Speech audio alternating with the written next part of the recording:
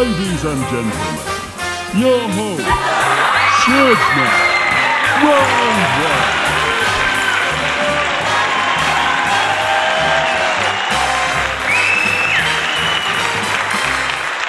Well, hello, good evening, and welcome to Live TV, where for the very first time we're recording live and broadcasting to YouTube before a live audience. So throughout the show, you'll be able to contribute and ask any questions you may have, or give us some comments about what you're discussing.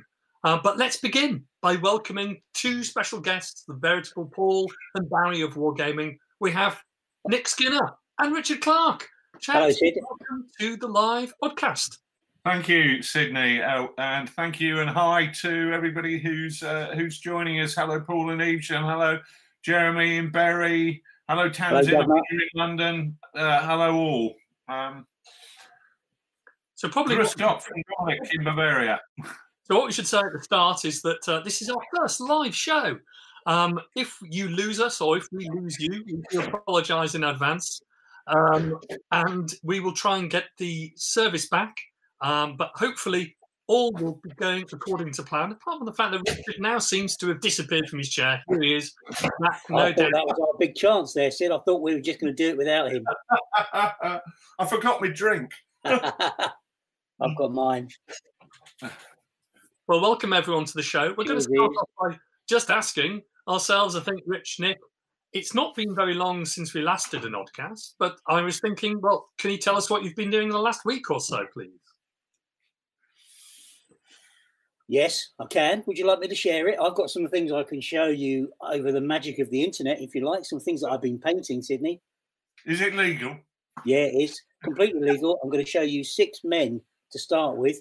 Here we go. So if you follow me on Twitter, you might have seen these guys. These are, if I could just get them there so some of you can see them. Ooh, don't they look all right, actually? They are a mixture of artisan and crusader. They're dismounted recce is my idea. These are the guys that get out of the Daimlers and go and have a nose around the bridge, etc. So there's 6 figures there, including the guy in the jumper. I thought that was in keeping with the traditions of wearing what they like, basically, when they're on campaign. So there's those 6 of those. Really pleased with them. They've been quite good fun, and they've been finished. Now let me show you something else. Look at this. Can you see what this is? Yes, it's a Sherman Dozer. It's a Sherman Dozer. It's let me be more precise. It's a Corgi Sherman. Yeah. With a 3D printed bulldozer blade on the front. Right. Can you pull it back from the camera? This is what I was talking about on the Oddcast. No, back. Take it away from the camera. Take it away from the camera. Yeah. How? Put it in front of your face so we don't have to look at that. This is big and this is far away. Yeah. Okay? Well, it looks better far away. It looks, so do you, mate. So there you go. And watch this. Watch. Oh, dear, I've broken it. No, I haven't, because it's stuck on with magnets. All right. So I've now got a perfectly workable Corgi Sherman and a dozer blade that I can throw away. Good, eh? Just like that. Now, yeah, and I want to show you 2 more things. Isn't finished yet, right? But I mentioned it last time, so let me share it again. There we go. There's an M10, British M10, coming almost done. Just got to do the sort of final bits on it, really, and maybe put a crew inside it. So that's really pleased with that. It's going to look fantastic. The sandbags on the front are actually from a kit that I purchased, and it's got, they come as one piece, designed for a Sherman, but I thought I'd put it on the front of the M10 just to make it look interesting. So that's, nice. Okay, share that one. And one other, and tell me if you can spot, this is a quiz now, tell me if you can spot the error on this. There's an error that I only spotted it last night when I was painting this, and I'm in 2 minds whether or not I can be bothered to fix it. So if you're a tank aficionado, you will spot this, and let me see if you can. Here we go. Here's a Sherman Firefly, okay? 70, it's got the big 17-pounder gun. It's a Blitzkrieg model. It's one of the ones that I undercoated with the primer and got away with. Now let me show you. If I show you this bit, have a look at it. You spotted what it is yet? I could be wrong about it. There we go. There's the Sherman. There's the top view. The turret is all there. Nice Firefly. ready to go. What do you think? Do you like it? No, it's horrible. What's the? Hello, Jimmy Johansson in Sweden. Yeah. I'm not sure what's special about that, Sherman, but I'm probably not the person to be asked that question. There's something that's very wrong about it. And I don't know if I'm going to get away with it or not. The hatch arrangement. If nobody gets away, if nobody notices it, I'll get away with it. I won't bother changing it. The hatch arrangement is wrong. Yeah, correct. The hatch arrangement is wrong. That's the top of the Firefly turret. The top of the Firefly turret was adapted and should have the second hatch on it like that.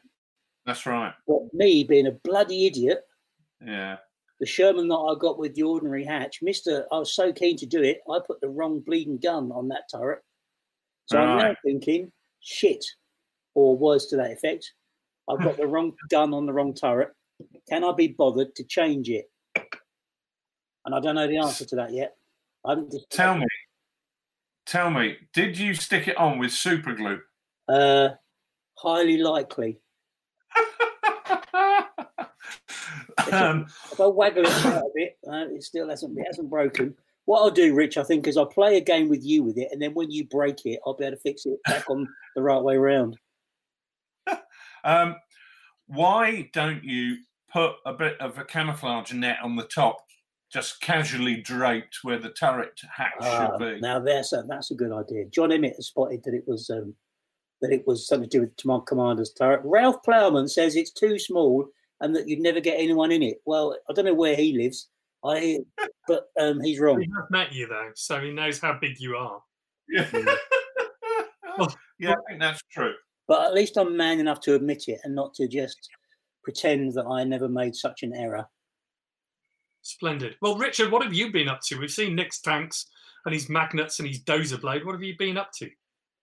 Well, I've been painting stuff for Infamy, and I actually accidentally accumulated a load of Spanish figures, which are going to be more appropriate, really, for the second, the first supplement, which is going to be covering Spain, North Africa, and the Greek world. So very much Punic Wars, Mithridate War,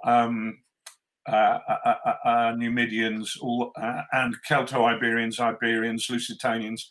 But they were lovely figures. So I bought them. Excuse me. So I bought them and kind of accidentally had accumulated an army of about 70 or 80 figures. So I got them done. And I had a nightmare that I couldn't get any shield transfers to match the shields. I don't know why. I bought some that was for Crusader Miniatures Scutari shields, and they don't fit the Crusader Miniatures Scutari shield. So I ended up having to paint my own shields, which is a nightmare when you've got half the army with really nice transfer shields and the other that have been painted with what looks like house brush. But never mind, there you go. I mean, they're lovely figures. I don't need to have them on the table yet, other than there's a few allies for Caesar, maybe, in Gaul or Britain. But then what I did was I've been painting and making, and you can see we've still got PVA drying on here. This is going to be a rough and ready testudo with Caesarean Romans. I've done 3 different bases. These guys got their hands in the air like they just don't care, all right? And they are the second group. So you can have them like that. And what I've done is, I've made the shields stuck them all together like that. Mm-hmm. And then that rear group is going to have them on like that. And the front group is going to have a smaller number like that, which is probably going to fall off because I'm just holding this. But what you can see is what's going to look like a pretty rough and ready testudo. And I think that's going to be quite fun when I'm assaulting the gate of a Gallic oppidum or a British hill fort. But I just wanted to, you don't need to do this. I mean, we've actually got a testudo marker in the token set. But I thought, I really fancy doing that. And whilst I've ordered an Imperial Roman testudo from Black Tree Designs, which after a month still hasn't turned up. So I'm a bit getting a bit bored waiting for that, to be honest with you. And actually, the last time I ordered, and only time I've ordered from Black Tree Designs before, nothing ever turned up anyway. So I'm kind of wondering whether I've chucked 30 quid down the drain. But we will find out. But nobody does them for Romans, so I thought, oh, I'm going to crash them. And I've quite enjoyed doing it. It's been rather more problematic than I thought it would be. It involved a lot of hacking of figures. You can see here's a figure that went wrong. That went very wrong. Right. Here's a figure that went wrong, and you can see where what I've done is I've replaced the arm. I've drilled it out. Let me move it like that. I've drilled it out and put a bit of paper clip in there and put the hand on it again. And I thought, that's so horrible. It's no good, so I've thrown that away now. But yeah, that's really been the thing that I've been mainly doing in the workshop. A few other bits and pieces. I've been working with Paul Edwards at Sabotage, getting the designs right for some Roman field fortifications. There's two sorts in the rules. There's the impromptu ones, which are where the spikes are just stuck up like a fence, basically, like a picket fence, and latched together, which is a pretty quick but primitive form of defences. And there's the other one where they've lashed the stakes together in a cruciform shape and have then half buried that in the ground. And I've been working with Paul on getting that design done. So there's some coming to me in the post tomorrow, which will be really nice. I've got the basic ones done, the impromptu ones, which are great fun, the more solid ones are coming. So I'm looking forward to seeing them. Fraser asked, "Why do you deal with Black Tree at all? They've been dying for years." Well, so I'm discovering, Fraser. But I just thought, oh look, that testudo's perfect. And some people I know have plenty of their figures, so they do send them out sometimes. So I can only hope they send them out to me. And if they don't, well, I shall shout about it. But there we go. Well, so I've had a great tip. Somebody said to me, why don't I magnetize the gun? That makes it totally idiot-proof. That's Eric Boyle. What a great idea. Magnetize the gun. Then you can be a complete idiot and put the wrong gun on the wrong tank as much as you like. It's a good idea. Other people saying make an alternative hatch. Red Mist 1122, make an alternative hatch. I could do that. I did think about that. But then the hatch on the other tank would still be wrong. So before we go on to me, which will be very brief, I was going to ask you, Nick, about undercoating and spraying. So one of the questions I think we had from Mike Hobbs, hello Mike, what's all this nonsense about priming models grey before spraying them black? Do you enjoy spending hours undercoating miniatures? I just like with Halford's matte black straight onto metal, and I've never had a problem. So that's from Mike over in Wales. Well, Nick, what do you think to that question? He's absolutely right, isn't he? Because I've done that many, many times. And normally, if I was doing any other figure, I'd have just sprayed it black. But because it was Blitzkrieg, and because I was worried that I was going to get this issue about the paint not sticking, I thought I was, in the past, I've always used primer. So I used the primer and then the black. That's the only reason, because they're Black Tree. But otherwise, he's right. And I think next time, I don't think I'll bother, because I haven't primed these and they've come up okay so far. And I would have thought if they were going to come off, they would have started doing that by now. They've been a week. So I would have thought with the handling they've had, they would have come off by now. Very good. Okay. Well, that's the answer to that. I've been carrying on with my 1688 French. We've been having club evenings, as I think probably people know from Twitter, various members of the club. In fact, all of the club have been together on a Zoom call. That's been fantastic fun. We've had 12 or 13 people on the call. I've been steadily working through some more French cavalry. I've kind of did the cavalry first and then forgot about the commanders. So I've been doing the French commanders. So it's been really enjoyable. 28mm 1688 French. So lots of ribbons and lace and peculiar colours, including pink. Yes, I'm sure people will find that tremendously funny. I found pink was a really difficult colour to paint. The deep shade of pink is somewhere between, I think, deep red and actually a sort of a russety brown. So that is a work in progress, I'd say. But one of the things that we always do at the end of the workshop is think about, well, what are the best bits on the bench we've seen? So, Rich, Nick, do you have any candidates? I think I've got one or two, but what are yours? Well, I've still got something else to show you, Sid, actually. Mm. Yeah, I'm going to show you this. You know what this is? This is a War Bases Dutch house. Look at that is very Dutch. That is very Dutch. Look at the roof. That's what you want, buddy. A War Bases Dutch house. And like, oh, it's got windows. Look, 1, 2, 3, 4. A house with a door. And through the square window is a nice War Bases house with their new doors that we spoke about. The doors that can open and close because they're on little hinges. Right, so I've been doing that, and I've got one more thing. Are you still there, Sid, or have you gone off? No, I remembered we were on video, so we could actually show things. My best. Yeah, I'm going to show you this as well, because I've got a fetish. I think I'm worried. I'm into too many Sherman tanks. Here we are. Look. Nice 1/48 scale Sherman tank for me to make with super glue. And I'm going to do that next week in lockdown. Hooray! I'm done now. Okay. Rich, did you have anything? I didn't really. I mean, I have bought a few bits and pieces that I quite like. Whether they qualify as the best bit on the bench, I'm pretty dubious. I bought some little lanterns, which I bought 3D printed on eBay, and now I can't find them. But they're little lanterns, little metal lanterns, you know, like you get in the Tower of London type of thing, a sort of lattice of metal, and they come with a hook, and a plate, so you can mount the plate on a wall, and then attach the hook, and then the lanterns hook on that. Now, for my Roman farmhouse, I thought they're beautiful just for adding a bit of detail, because with the Roman farmhouse with the courtyard in the middle, you can have things hanging off that are not going to get knocked off, which if you put them on the normal outside of a house model, they would. So I just thought they were really nice little additions. I've kind of been focusing a lot on nice little additions at the moment.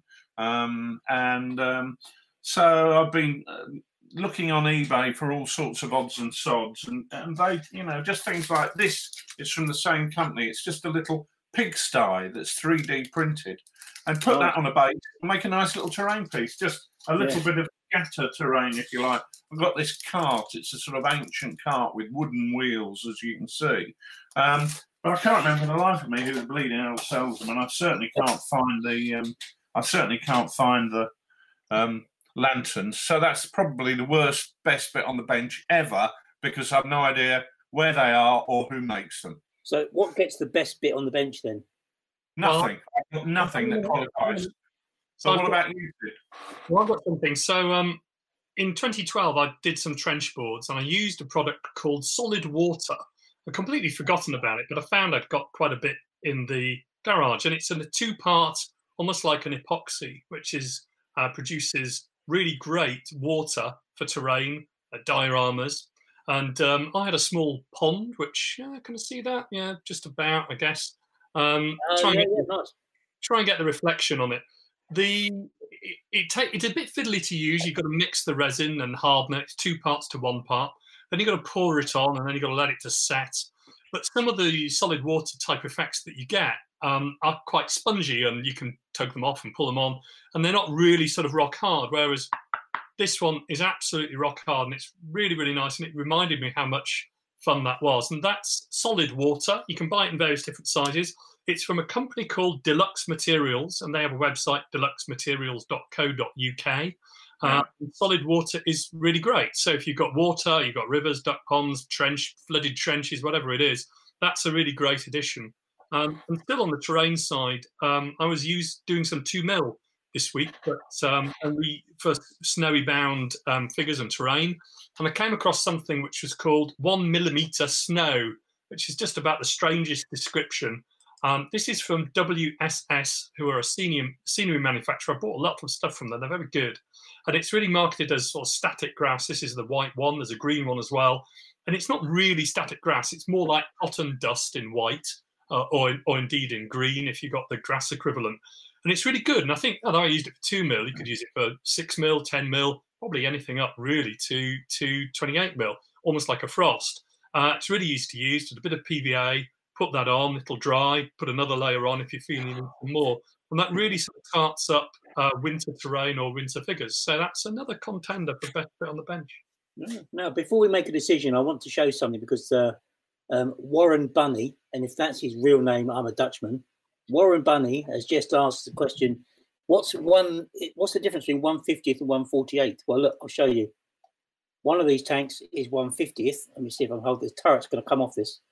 One of them is 1/50th. The other one is 1/48th. Now, they are, to all intents and purposes, identical. Okay, one's a Corgi, and one is Blitzkrieg. And to be honest, next to each other, you wouldn't even know which one is which.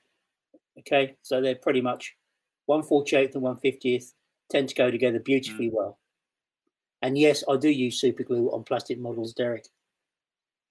Very nice. I know it's mad, but I do. Just to finish up a couple of points, just to repeat that on the solid water, this is for Alex at Storm of Steel. It's solid water from deluxematerials.co.uk. And we also had a question from Neil Boscher. He mentions that it's nylon flock, not cotton flock. So thanks very much, Neil. I didn't realise that. I'm happy that it's nylon or cotton. It's very, very small. Anyway, so best bit on the bench, gentlemen. What do we think? Do we think it's my rock hard water, or do you think I'll give it to you, Sid? All right, okay. Oh, it's been a while for the best bit, so that's great. Yeah. Plus, you said you could tug it off, and I thought that was brilliant. Yeah. moving quickly on from that suggestion. In anticipation of this show, we asked on social media if people had any questions that they'd like us to address on the show, and we had a flurry on Twitter. We had a lot on infamy, but we're going to save that for a later show. But we are going to run through some of the questions that you have given us, and there's been some great questions coming up on the public chat, which we can see in addition to what we're doing on the Oddcast Live. But we're going to kick off with a great question from Dominic in Bavaria. Dominic asks, gentlemen, if you had the chance to set up a new gaming or hobby room in your house, what would it look like? This, I did. Several years ago, we built the Lard Island office, and it looks like this, which is my desk here. And then off to my right, we've got a 6x4 gaming table. And then behind that, you've got the wall that you can see with the bookshelves in all the filming. Then over here, we've got some more bookshelves. And over there, we've got some more bookshelves. And there, we've got a great big picture window going the full width of the house. So in the summer, we can open that up and use the outside as part of the office as well, which is good. Then we've got the post room further down, and then we've got the workshop further down from that. So the post room is not part of your ideal setup, surely. No, it's not. No. But I'm just explaining how it all fits in. So we've effectively got 3 units in a row.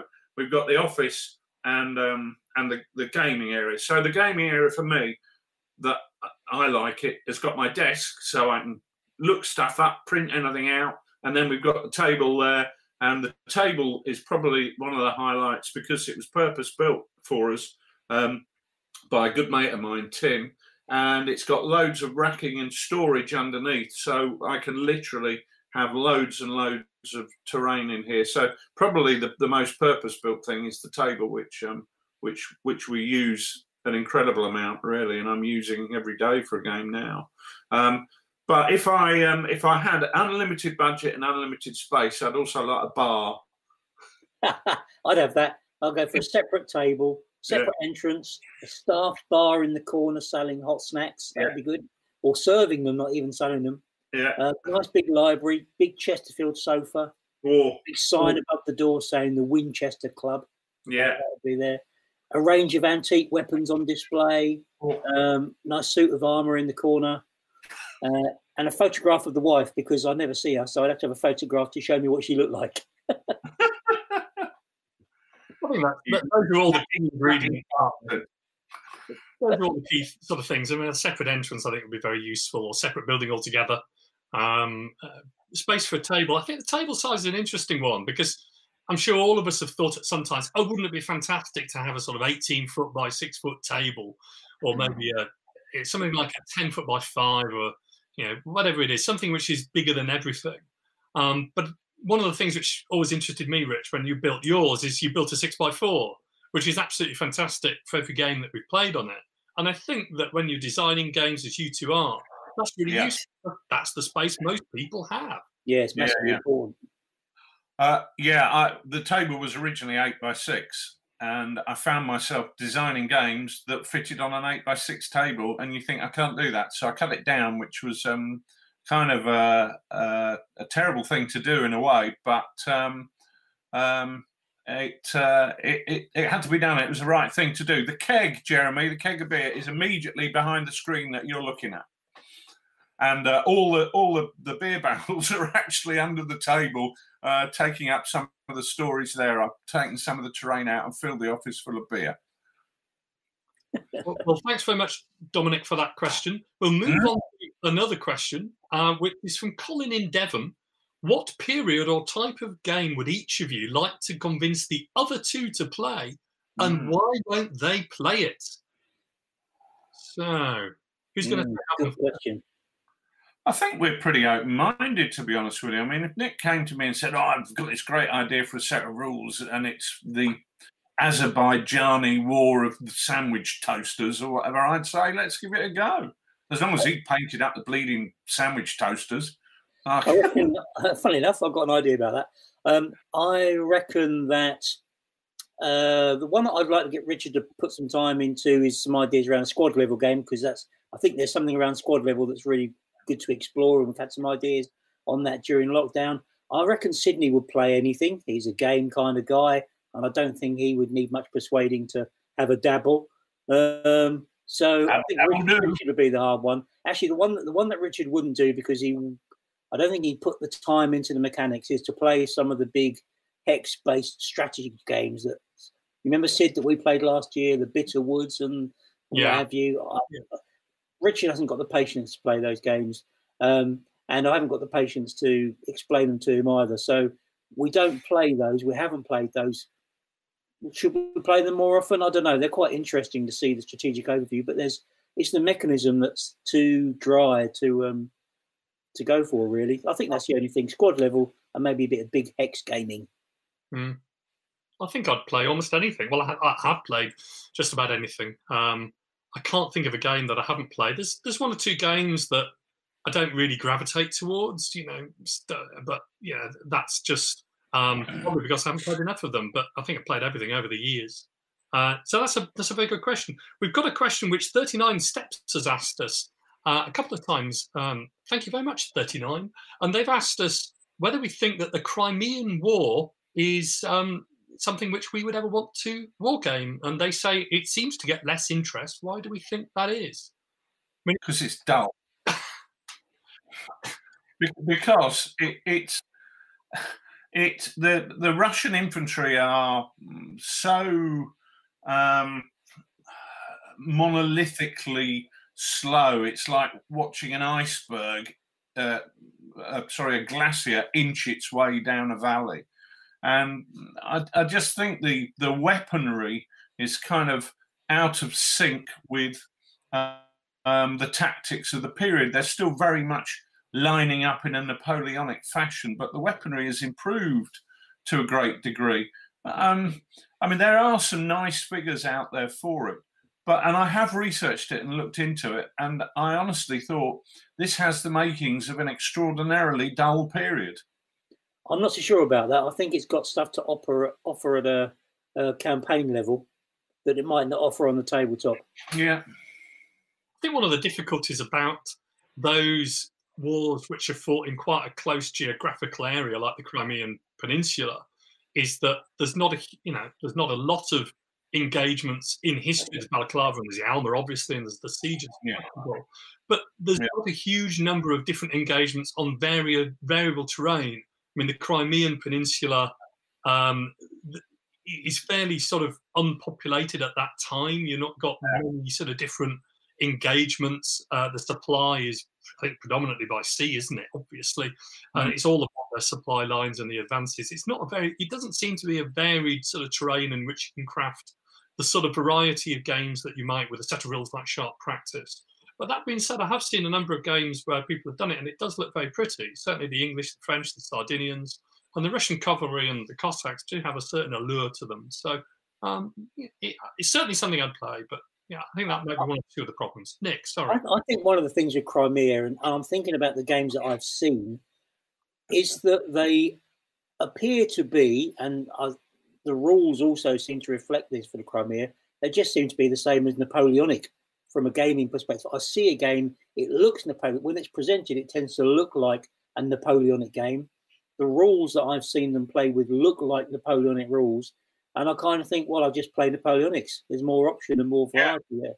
Yeah, and much more interesting tactics, and the weaponry isn't quite as overwhelming. You know, these guys are using rifled muskets. I mean, they're the level of casualties is going to be high, and advancing in these huge block masses like the Russians did is not going to end well.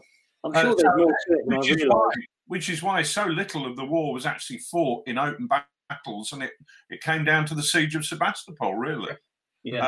And there are some excellent opportunities in that for things like Kriegsspiels, where you're looking into the details of siege warfare and sapping trenches and so on and so forth. But I honestly don't think I could be bothered. I think life's too short. I'd rather go and play something else. Well, sorry to anybody who really loves the Crimean War, but it just doesn't do it for me. Very good. Well, thanks a lot, 39. I hope we've helped with that question. Matthew Mello follows up with that with a really interesting point, actually, saying late American Civil War has similar issues to the Crimean War. And I can certainly see, Matthew, why you say that. I've always thought that the later stages of the American Civil War, some really interesting campaigns in the wilderness. I mean, I think that those are quite unique, and what Grant was trying to do in that campaign replays very well, possibly in a smaller scale, sort of 10 mil and 6 mil. But I can certainly see why you mentioned that, Matthew. Steve in Manchester sent us a great question. Is there any prospect of larger scale rules being produced in the near future? Steve's thinking of something along the lines of Napoleonic at core level, or possibly a medieval set with a few 100-1,000 figures on the table. And most of the games you've been producing, guys, have been with, say, small numbers of figures, quite manageable, 28 mil scale. But I know that's not all that you've done in the past. Have you got any thoughts for Steve on that question? Well, Reiswitz Press, General Darmé sounds like the game that he is looking for there. We've got a new supplement coming out tomorrow. It's all been set out and all the editing done, and it's just having its final proofread through the Vittoria campaign. So that's going to be good. But yeah, my real interest in military history is about understanding and finding out about infantry tactics, all tactics at a relatively low level, and consequently that leads me to games at that kind of level. I'm interested in the fine detail that really differentiates one period from another. The idea of doing a big battle game where I'm moving a huge division over here and I'm moving a huge division over there. Well, am I playing Napoleonics, or am I playing the Crimean War? Or am I playing American Civil War in some situations?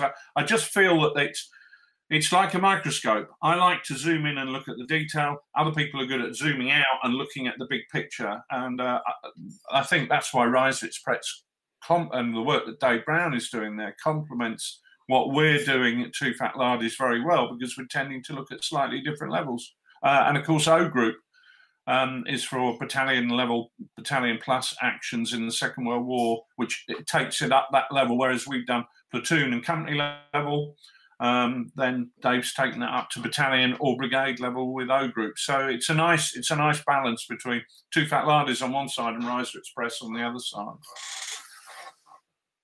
Very good. Well, changing the pace a little bit from games to something a bit more broader, Mike Hock in California asks, what do you think the legacy of Lard will be? So it's a bit of a broader question. We're going to come back to some more specific rules in a minute. I'm going to turn to you, Nick, because I can see you laughing. Yeah. Who was that question from? That's Who's the question from? In California. Oh. That's what I thought. Yeah. Okay, what was the question? What do you think the legacy of Lard will be? Liver damage. A full recycling bin. I don't know. It's never going to end, is it? It's going to go on forever. Right. Okay. I love the optimism in the middle of a pandemic. We're all going to last forever.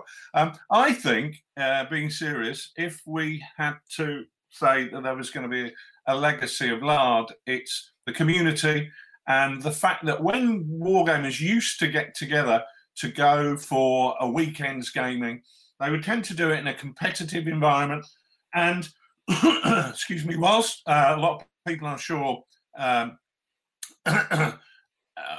whilst I'm sure, you know, a lot of them had a good time, I certainly know from the very few competitions that I've seen, a lot of people going, that bloke over there is a rotten sod. He'd stitched me up, and and seen umpires being called over. And I think what we've done is provide an antidote to that, where people can meet up and game in a really positive environment where everybody has a laugh and people are just there to enjoy playing the games. I'm not saying we're unique in that, but what I am saying is that I think that it's something that that's really important to all of us, I know. And hopefully, some people out there have appreciated the fact that we're part of a bigger community. And I think, especially in lockdown, that's something we've tried to respond by producing more material. So yeah, that's it. Good point, mate. Well made. I think you're right. I think the antidote to wargaming, that's an interesting idea. I could settle for that. So following on from that, Leslie... Sydney, before you go on, I know you're in charge, mate, but I want to address the KMH2 issues that are going up the screen. And the only thing I'm going to say on this is that I made an order on Firestorm Games today. I bought some Testors Dull Coat from Firestorm Games. And as I was going into my checkout and I looked at the £6 something DPD delivery charge, I thought, I'm only getting 3 cans of spray and I'm paying £6 delivery. Why don't I get something else to go with it? And I was looking at the Black Sea ships, because I think if there's KMH2, people are going to want to play it with Black Sea ships as well as Langton stuff. And I so nearly bought some Black Sea ships. But I didn't. I didn't buy them. I didn't buy the Black Sea ships. So KMH2 is still a little bit further out there than I'd like it to be. I'd love to be doing it, but I'm not doing it yet.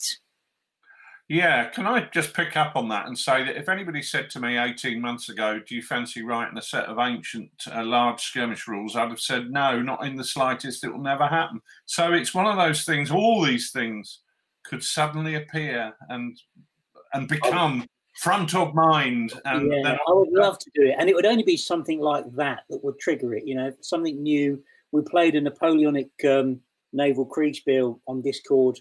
Well, it wasn't really a Kriegspiel, it was more of a role play, really. And that really tickled me as well. So, if the fire is still alive there somewhere.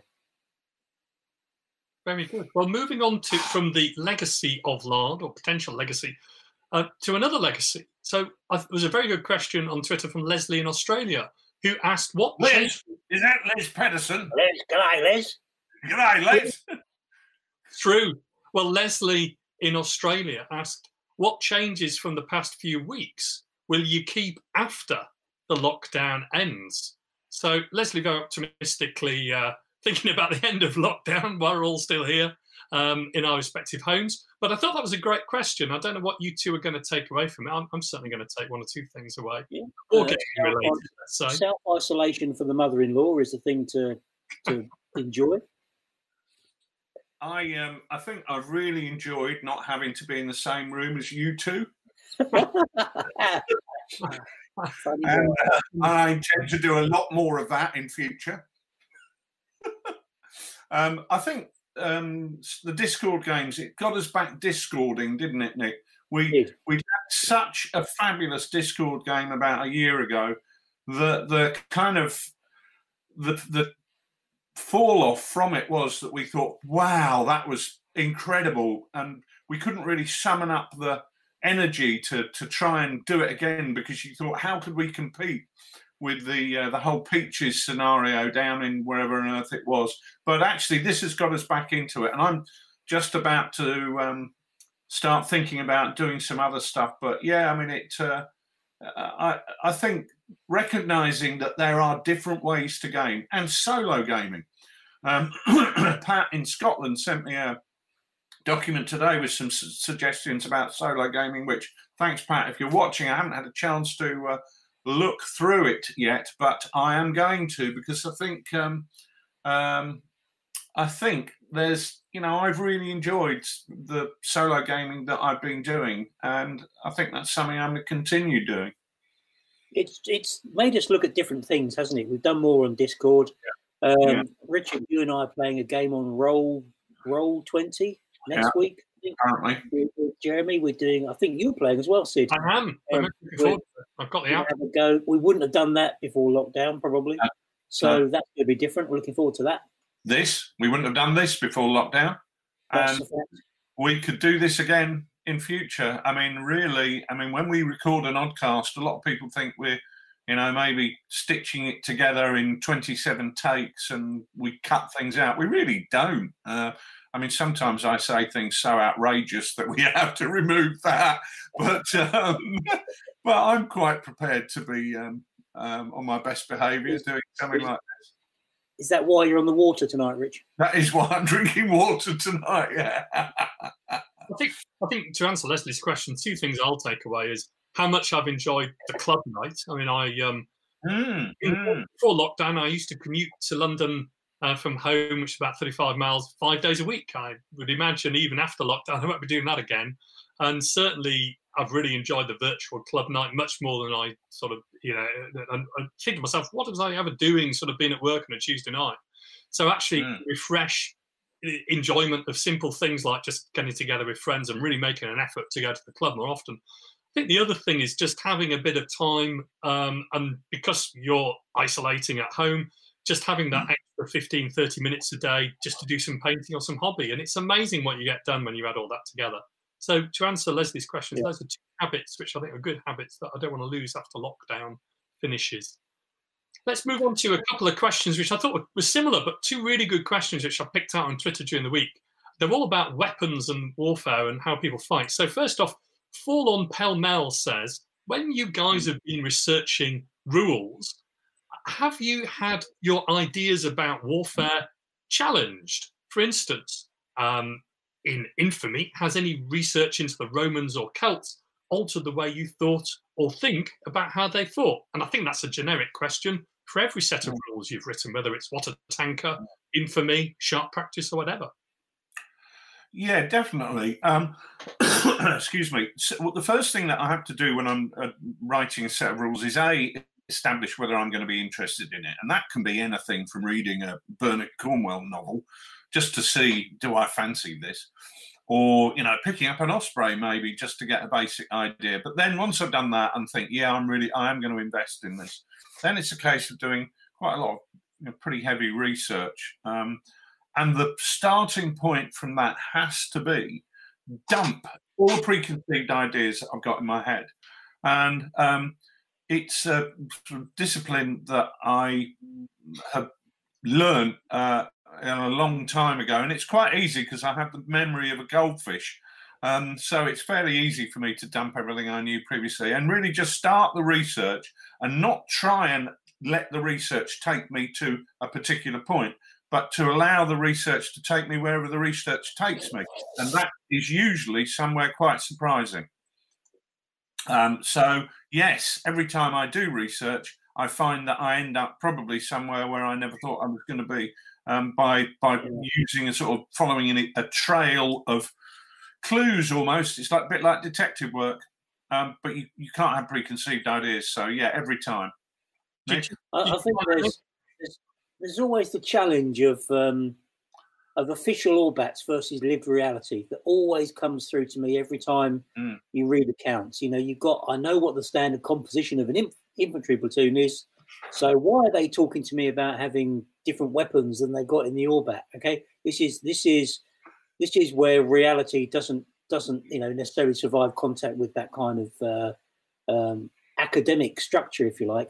So for instance, everything from platoon size to weapons used. US paras are the worst for it. Every account you read, that makes you think the actual organisation was so different to the paper organisation. Lots of different weapons being used. And I think there's still a lot of stuff also that we get wrong as war gamers, that every time you read the history is reinforced to me.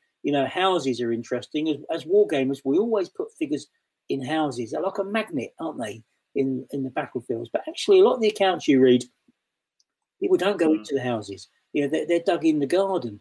Well, if you're a war gamer, you'd never dig in the garden. You go in the hard cover of the house. So there's something there we don't get quite right, I think, that's always worth challenging.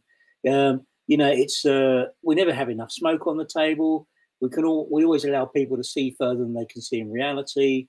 And there's never enough rubble either. When we create rubble, there's never enough of it. Well, look at the photos of rubble. It's just everywhere. And our rubble is like a small pile that you could take to the dump in the boot of your car. So a lot of that kind of stuff, I think, is stuff we could do better. I think one of the difficult things is when you're looking at scenarios or creating rules or just games on the table, you often approach a period thinking that you want to replicate a certain sort of tactic or a certain unit which operates in a particular way. And the more you read about it, going through those games and playing those experiences and designing those scenarios, sometimes find that, well, the truth is very different and it performs in a completely different way and you end up with a different game. So that's a very good question by Fall On. And then I think we had a great question from Oleg in Russia. Hello, Oleg. Why do you think there's a tendency amongst wargamers to attribute almost mystical qualities to certain weapons? Oleg gave the example of the katana, obsidian-bladed clubs of the Mexican, Welsh longbow, but I think you can probably also say things like the Tiger tank, for instance. Why do we, as wargamers, like to attribute those war-winning or battle-winning abilities to weapons all the time? The 88mm gun, Sid, is a good example of that. And I think if you read the accounts again, people write about things that have a big psychological impact. And that might not necessarily be the thing that delivers the victory or the defeat. So, you'll attribute the win to the fact that you had an 88mm gun because that's the most obvious thing that seemed to make a difference to you.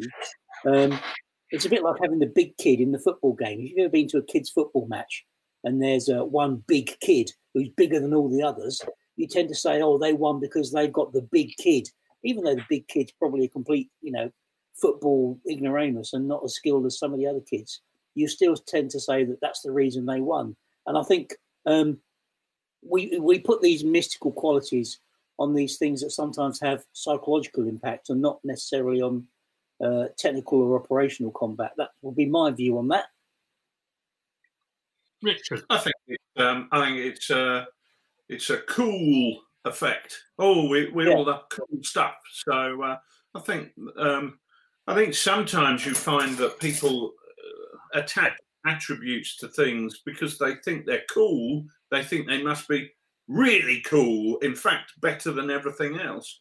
But I guess that's human nature. I mean, we've had an issue, as we were play testing Infamy, with people saying, British war dogs, what about British war dogs? Because they're really cool. And I said, yeah, but they didn't exist. It's complete made up rubbish. So I said, well, look, if you want to use them as an ambush point or deployment point on the table, because they look cool. And so some blokes brought his pooches along to a battle, but but because it's cool, when you actually research it, you have to, again, it's about dumping the preconceived ideas you've got and doing that research to find out what really happened. But that's my job, not anybody else's job. So they can, if they want cool, go with it. Why not? It's fun. We all like a bit of cool, don't we? Yeah, fantastic. Yeah, man. It's always nice when you've got new people joining a game who might not have played that period before, because they will have always heard about the Welsh longbow. You're playing a medieval game, or they'll have heard about the 88 gun, and you're setting up a desert campaign game from 1941, or a period like that. I think those are always things that draw people into a game. And if people come out from the game having a different view, then that's all the more interesting. Rich, were you just going to jump in there? Yeah, I was going to say, in most weapons are like rock, paper, scissors, aren't they? There's whilst the scissors are really good at bashing the hell out of paper, when they come up against a rock, they lose. So you know, however cool the weapon is, there's a rock out there somewhere that's got its name on it. And there's also something about it's more than just technical, isn't it? So the example I'm thinking of there is Bag the Hun, when we were looking at aircraft technical specifications. And you look at the aircraft, you look at two very similar aircraft, and the technical specifications are very, very close together. But you read the accounts of how they're used and how they're flown and the combat victories that they were part of, and the way they perform is totally different. Now, what's the reality there? Because the technical specification is giving you one view, and you can't argue with that data. And yet the guys that were there are telling you another. So where do you pitch that? And I think with aircraft and with any kind of war where it's a technical, you know, there's the rivet counters, if you like, have a field day. Any game that's got that aspect to it, it's very easy to do the comparison and say top trump style, this will always beat that. And well, it didn't. No. Well, I bought a car a few years ago, and they said, "Oh, this is tremendously eco-friendly, and you'll get 48 miles to the gallon. And here's all the figures that prove that." I got 24 miles to the bleeding gallon. Well, okay, I have got a rather heavy right foot, but nevertheless, you know, it proves the point. Manuals will tell you this is what this weapon, this vehicle can do. But you have to listen to the people who actually operated with them and take that into account. Because that's their life experience. Sean, you're right. Dogs will be asked about forever on the foot page, and I forever will say they did not exist. Carry on, Sydney. Your go. My go. Well, I think that I can't really say anything about war dogs. I mean, they just always seem to me to be kind of just a crazy addition. But I'm not an expert in war dogs or any dogs, in fact. But I think it's just one of those things, isn't it? The people who are attracted to so-called battle-winning weapons. But people aren't always attracted to logistics, which is much more battle-winning. You know, have you actually got ships to ferry your army up to Berwick, for instance? Have you got the enough food to supply your army? And that's Richard and I were talking about this earlier on, Sid. We had a conversation about Kriegspiel games and how many times the battle is won before the battle is joined. Yeah. Oh, big time. Yeah, big time. And funnily enough, there are different ways of gaming these different experiences. You talk about logistics. You know, that's got to be in a Kriegspiel. It's highly unlikely it's going to be in a tabletop encounter. But they're, you know, different tools for different jobs. You don't hammer a nail in with a paintbrush. You don't paint a wall with a hammer. I think that's exactly right. And it always depends on the background to the game that you want to bring out. If you want the game to really focus on different tactics between different sides, you're not going to immerse somebody in the supply logistics of 19th century American Civil War. You're really going to want to immerse yourself into, you know, different sort of battle lines and terrain as much as anything else. Anyway, we're moving up to 9 o'clock quite rapidly. So a couple of quick fire questions. We have a question from Jeremy in Bury. As manager and agent for the TooFatLardies crew, how does Sid influence Rich and Nick's dress sense? I've not actually noticed I have, Jeremy. You haven't. You really haven't. Yeah. I am wearing an Etruscan red polo shirt. I think that's probably more burgundy, but we'll leave that aside. Right. I guess, Sid's dress, well, I would say, Sid, you reminded me that you should never sit on a lattice chair in bare legs. Moving on. Thank you very much. Tom in Sheffield, my good friend Tom, says, who's the most famous person you know who uses Lardy rules? Mike Hobbs. Sydney. Sydney Ramwood, official TooFatLardies pseudo celebrity. Famous. Do we know any famous people? I don't know if we do yet. It's not like Dungeons and Dragons when Vin Diesel or somebody like that would come out and say, "I like going to the village of Homlet," or whatever it is. But I don't think we know. We possibly don't know anyone who's really famous, not genuinely famous. Who knows? But it's a nice question all the same. Bloody optimistic one. Darren in Australia, I thought this was a good one. I know we said we wouldn't talk about infamy, but I thought this was a great question from Darren down under in Australia, Struthcobber. So Darren asks, will infamy ever cross the vague border between ancients and dark ages? Can I dust off my Vikings and Anglo-Danes from Saga in anticipation?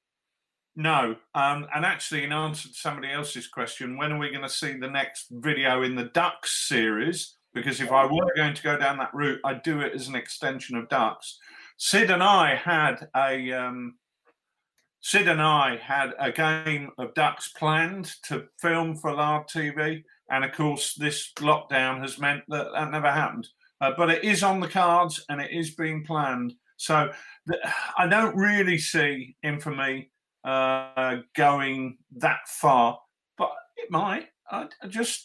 I've got the first 2 supplements planned, which, as we said, was Greeks, Macedonians, Carthage, Punic Wars, Spanish, Lusitanians, Iberians, Numidians, all around that area of the Mediterranean, and then following that up with the Eastern nations. So we're going to be going, Dacia and their mates and out further east.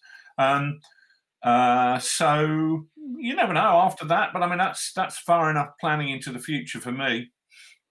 Well, that's a good answer. So hopefully that sorted that one out for you, Darren. Sam Gertz in Antwerpen asks, would TooFatLardies ever consider doing a pike and shot English Civil War, 30 Years' War, mid-17th century-ish rule set along the same lines as Sharp Practice and Infamy?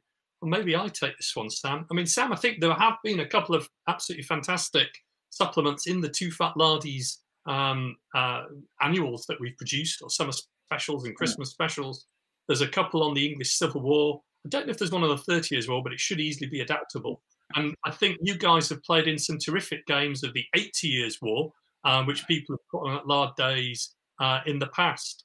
I think it's a period that once the real focus, I think when we've played those games before, part of the focus is getting the pikes right for smaller stage games. And when you go bigger, it's kind of dealing with the cavalry and the fact that the cavalry generally oppose the cavalry. One side chases the other one off, and that quite historically changes the dynamic, like in quite a few battles. But so Sam, I'm not sure it'd be a standalone game, but people have produced material for that in the past, and those games have been pretty good. Well, in the buff was something that we tried. The question is whether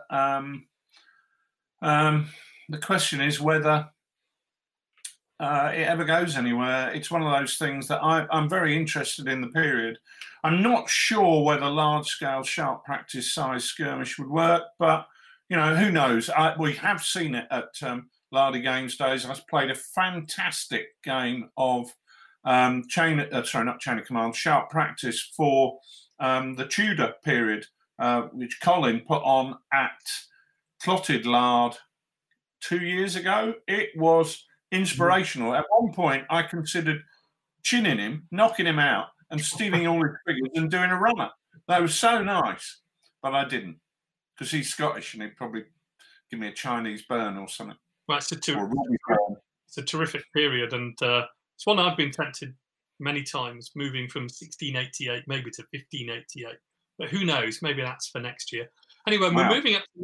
We're moving up to 9 o'clock, and we've probably just got one question left from Fraser in Bristol. Hello, Fraser. Are there any companies or individuals that you'd like to collaborate with on the project?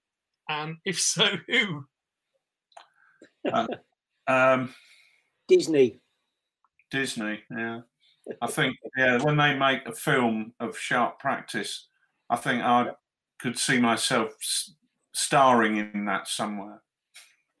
I'll tell you what I'd like. I'd like to play some of our games at some of the museum sites. I'd love to play What a Tanker at the Tank Museum. Right, Yeah. that would be great. I'd love to play Bag the Hun at Duxford, although actually we have war games at Duxford, but not Bag the Hun. I'd love to play any of the sort of chain of command at the National Army Museum or at the Hartenstein. That would be really good. That kind of partnership, I think, would be excellent. You know, really good value and really good, really interesting, really good fun, and get the message out that the wargaming is not just for sad wargamers; it's also for sad people who go to museums. We did a game of Through the Mud and the Blood at Bovington in 2012. I think you were there for that, Rich. Yeah, that abysmal show. I mean, I didn't really enjoy. I didn't really enjoy that, but that was the time when the weather was so dreadful, and the only options the kids couldn't go to Monkey World up the road because it was pissing down with rain. So they arrived like an avalanche of hideous children, like slurry, sort of zooming across the floor of the Tank Museum. And we were doing a game based on, I think it was Combray or something like that. And there were just these monstrous little brats just putting their sticky fingers all over everything. And it wasn't the best experience I've had.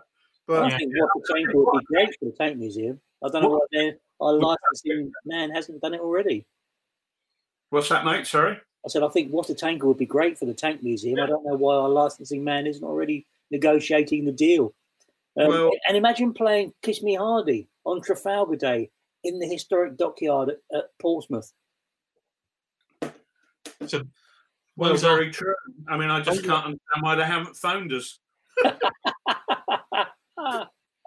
Well, those are all things for the future, as indeed our future Oddcast, because we've just about come to the end of this one. That was certainly a lot of questions. Thanks very much for people on the public chat and also on Twitter for supplying those questions. But before we go, we're briefly going to talk about the Lard Island Library. Sadly, the building's in dark because we're in lockdown here on Lard Island, but that hasn't stopped us reading. So, chaps, what's been on your reading list this week? Well, I've got them here. I reread this. I say reread it. I last read that when I was about 9 years old. The Eagle of the Ninth. It's the classic book of the Eagle of the Ninth, funnily enough. It's a children's book. Is that a golfing book? Huh? Is it a golfing book? Is it a golfing book? Somebody explain the joke. Very good. Yeah, very good. It's the Albatross of the 14th. The Albatross on the 3rd. Yeah. It's good fun. It was a bit of jolly fun. I just thought, I've been doing so much heavy research. I thought I'm going to read a bit of fiction. And I thought, go back to this. It's a classic. And it was a trip down memory lane. I'm not sure I'd recommend it, but it was a pleasant read rather than a sort of huge inspiration. This, however, it's another old book by George Shipway, as we can see, called Imperial Governor, White Governor. And he's ex-military, ex-Indian Army. This was published in about 68 or 69. And I'm only in the first 100 pages of it at the moment, but I'm really liking the way he writes. He's written it as though it is the personal papers of Suetonius Paulinus, who was the governor of Britain at the time of Boudicca, Boadicea, depending on how you want to say it, revolt. And I thought this was really, really good fun. If you want to read accounts of Romans fighting Britons, you tend to go to Caesar because, first-hand account and all that. But by the time of this period, which is like 100 or so years later, 120 years later, there's not a lot of first-hand material around, if any.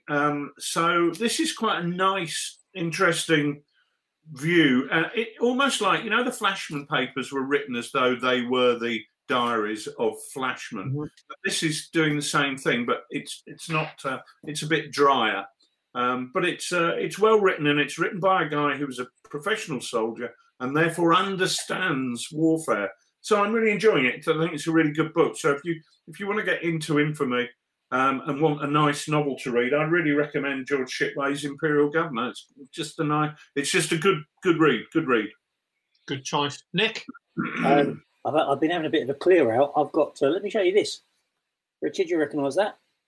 I do. Back the Hun. My father was issued a copy of that in at some point during the Second World War. It's about deflection shooting, isn't it? It's about deflection shooting. It's about what angle you need to be at to shoot down your foe.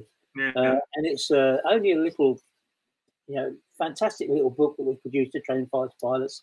And and it's what gave us the inspiration for Bag the Hun. I thought I'd show it to people because just to prove it exists. And in the back of it, it even has a little transparent gun sight. Oh, yeah. You can line up on people as they're going to the bus stop and see what type of deflection angle you're taking out. So, that would be right between the eyes. And if I was moving at speed, you'd have to aim over there somewhere. Yeah. Luckily, I don't move at speed. So that was fun to find that and to dig that out. I've been rereading after a very long time. Many, many years ago, I read this book, which is 18 Platoon, which is Sidney Jarry's book. And it must have been a library copy that I read because I haven't had my own copy. But I was able to find my own copy, grab a copy recently for a good price.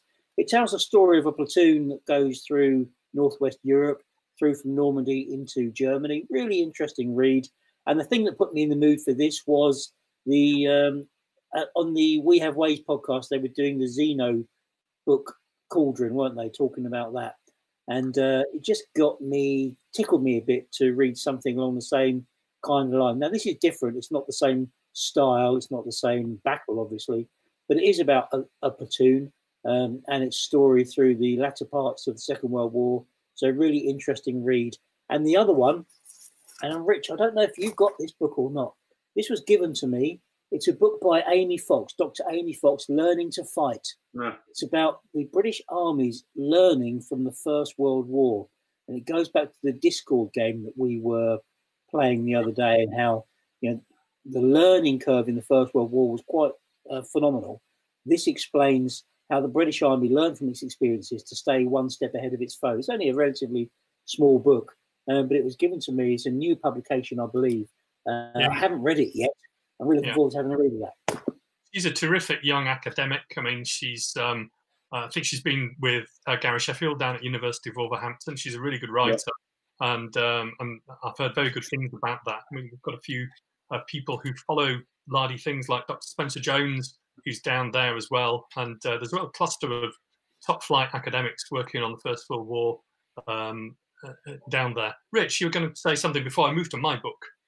Yeah, no, that group came out of John Bourne's cluster of academics who were at the University of Birmingham previously. Really, these are the guys who are cutting edge in First World War studies. I was actually going to say quickly, Bartley Batsford said he's not impressed with my choice of historical fiction. What about Tacitus's Agricola? He's absolutely right. Tacitus wrote Agricola, which was the account of his, I think it was his father-in-law's campaigns in Britain at that point in time. You're absolutely right. When I said there were no sources, I was racking my brain. That's one of the problems of doing this live. You're quite right. Agricola is an excellent read, and you can often get that in a joint book with Tacitus's writings on Germany as well. So that's certainly my copy is a dual copy, just looking over at the shelves. But yeah, you're right. But I mean, that doesn't mean I don't enjoy this book, because I do. And if you don't like it, go and read something else. And Richard, there's a question there about small unit actions from the Russian perspective on Second World War. I mean, from the Russian perspective, do you know of any? I can't, at the top of my head, I can't think of any that give that detail that I'll go to my bookshelf and reach out for. But there may be some. I've not read many. One of the problems I always find, I mean, there are things like, I mean, I've got several books, Tank Rider and things like that. One of the problems with the books coming out of the Soviet Union is they write history in a totally different way. Not the Soviet Union, Russia now. Sorry, the books about the Soviet Union at the time is they tend to write their history in a rather hagiographic manner. It's very much about the Great Patriotic War and the struggle against the fascist invaders, and it very much tends to present it as, you know, super heroic in a manner that we find a little bit false, because we tend to have books written in a. I'm not saying we haven't got hagiographic books in the West, but we do tend to find that there's a lot more balanced stuff out there. So I always struggle finding stuff about the Soviet Union in the Second World War because of that writing style. It does lead you to question how much of this is true. I mean, you might as well read Sven Hassel with some of it, to be honest. And that's a shame, because that is a shame, because it's, you know, we all know that the sacrifice that the Soviet Union made during the Second World War. And what's fabulous when we go online is to see the number of people in Russia playing Chain of Command and other Lardy games. And it's great that we've had Oleg on here sending us a message and asking us a question. So fraternal greetings to our comrades in that part of the world. But yeah, nevertheless, I don't know, Nick. I have. Right, okay. No, I don't know. I can't think of any either that I would go to and pull off the bookshelf. The internet, I always find Google Books can be quite helpful to search for this kind of thing. If you can search for the kind of thing they might say, if you can search for a term that you might find in a book, then that can help point you to a reference which is in Google Books. Google Books is really quite helpful, I think, sometimes. Sometimes you only get 3 or 4 pages, but sometimes that's enough to just give you an angle on something. So it's recommended to have a look at that. To answer the people that are asking about Sidney Jarry, he is 18 Platoon, D Company, 4th Battalion, Somerset Light Infantry. It's a classic book, and it's one of the worst things about it is how bloody difficult it is to get hold of it. I had to go down to the Rifle Museum in Winchester to get my copy. I got this one for about 20 odd quid, which I'm very pleased with, because the other ones that I've been looking at were coming in a lot more than that. Yeah, about, twice as much. It's only a softback, but mine's hardback. Yeah, hardback. Okay. I'll come and swap it next time. Yeah, you probably will, mate. Yeah. We'll probably have you on film doing it. Well, to finish off my book, I have been reading I the book. forgot about your book. Yeah, I knew you had, but I thought I'd say it then, because I like to wrap things out. It's my OCD. So my book, I have almost finished The King's Army, which is the book the book again in lockdown, and this is all about the French Wars of Religion. As a book, it's just about one of the best books I've ever read. The way in which it presented the history of the Royal Army is just immaculate. Every single page you want to just read again immediately, because the way the author has put this together, Professor James Wood, is just exemplary. I mean, the whole of the interface between society, economy, warfare, and tactics on the battlefield is really seamlessly put together. I would strongly recommend that as one of the best books on warfare I've ever read. I am obviously biased for the Renaissance period, but it is an exemplary piece of writing, really deeply impressive. So that has been a lockdown book to treasure. And one of the worst things about the lockdown is obviously people can be quite anxious. Having a really great book which immerses you and which you spend an hour or two reading, and all of the concerns that we have just evaporate. That's really been what kind of great history books are all about, really, I think. I thought you said it was about colouring. Colouring, did you say? Yeah. With your crayons. You said the great thing about books is when you can colour them in. I don't remember saying that. You did say that.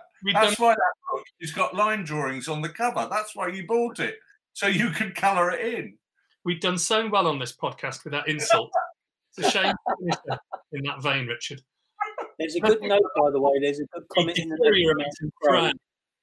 I think as we deteriorate and fray into personal insults, it's probably a great time to say thank you to everyone who has joined us.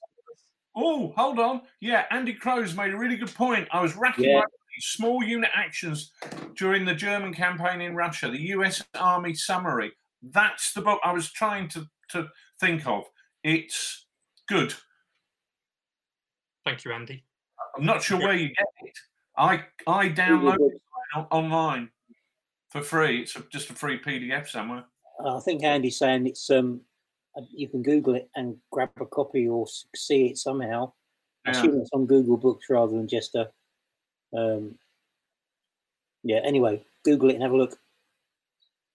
Who publishes your indie books, Sid? Henry's asking. Who's publisher the book? Well, the book is The King's Army by James B. Wood. It's in print at the moment by Cambridge University Press. It is a pricier book than some. I bought this one for £40, which seemed to me a lot of money, and I didn't buy it for a long, long time because it was £40. It's not a long book. It's only about 336 pages, but it repays that in every single page. And I think Vim asked that as well as Henry, very strongly. Right. Anyway, so thank you all for joining us this evening. Thank you for all the questions by Twitter. Thank you very much for the questions in the public chat. Thank you for joining us. You've enjoyed the show, and we'll be back with more Lard TV on Oddcast soon. So I hope you can join us in the future going forward. And with that, it's a good night from me and a good night from him. Good night from him. Good night. Good night.